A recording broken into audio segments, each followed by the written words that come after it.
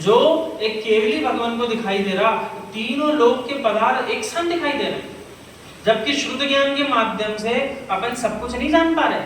जितना हमारी आंखों के सामने है, जिसको देख लिया, जिसको सुन लिया, उसी के बारे में चिंतन चल रहा है।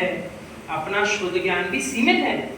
शुद्ध ज्ञान की सीमा को भी विशाल बनाना है तो अपने चिंतन की गहराइयों को विशाल करना पड़ेगा।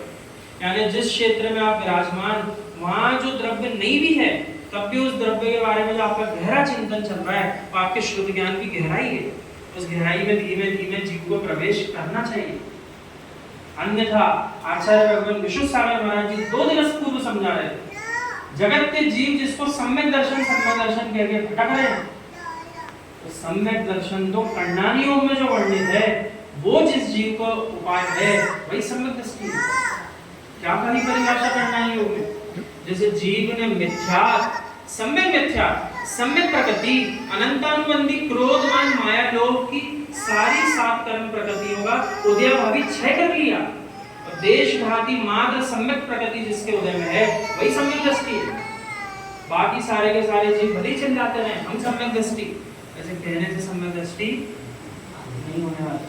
कण्डानी योग की परिभाषा में जो फिट बैठ रहा है वही सम्यक दृष्टि है।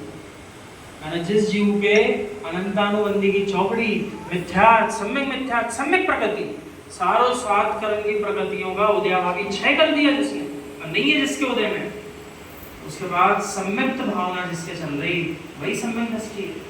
और नहीं है एक भी साथ उन 7 कर्म प्रकृतियों में से, कभी सम्यक दृष्टि वो नहीं हो सकता।